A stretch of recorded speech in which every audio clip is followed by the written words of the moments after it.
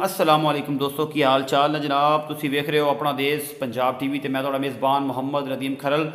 जनाब सब तो पहले तो अपने चैनल को करना है सबसक्राइब तो बैल आइकन ते क्लिक जरूर करना है कि अच्छी और बेहतरीन वीडियो तो हमेशा तरह मिले। तुसी वेखो सब तो पहले एक साहिवाल क्रॉस पहलन गां की वीडियो लैके हाजिर होए हैं। मैं देखता हमेशा इंडिया के बड़े लोग अच्छी अच्छी गावां की वीडियो पाते हैं। यह जनाब पहलन बच्ची की मैंने जिस तरह की वीडियो आई है मैं तुहाडे नाल उस तरह की शेयर कर रहा। ये पहले एक बच्ची की वीडियो लैके हाजिर होए हैं। दुध की कैपेसिटी जी है जी ये अल्लाह के फजल नाल अगर अल्लाह ताला झूठ ना बुलावे तो इंशाअल्लाह दुध करेगी 35 तो 40 किलो मालक के बकौल।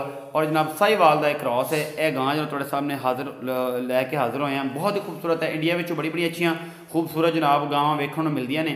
तो जनाब असी भी पाकिस्तान के साढ़े किस तरह की गां खड़ी है साहिवाल का क्रॉस पहलन बच्ची है जनाब सूई है पिछे भी बच्ची है। डिमांड जी हैगी नंबर जो मेरा विच ही है जनाब वो तुसीं राब्ता मेरे नाल कर लेना है। तो ये जी डिमांड जी है इंशाअल्लाह अगर किसी सज्जन को चाहिए हो तो जनाब मेरा रब्ता कर सकता है। ये पहलन बच्ची है जी तो मगर भी ये बच्ची है सूई नूं अज ही सूई है जनाब पहला इन्हें बौला नहीं कढ़िया और सारा कुछ थोड़े सामने है जी। वीडियो नूं लाइक शेयर तो कमेंट जरूर करना है कि इंशाअल्लाह दसन लोगों को पता लग जाए पाकिस्तान लैवल ते बाहर के लैवल तक जनाब के वाकई पाकिस्तान साहिवाल क्रॉस से लोग काम कर रहे हैं और मेहनत कर रहे हैं। बहुत ही खूबसूरत पीस है।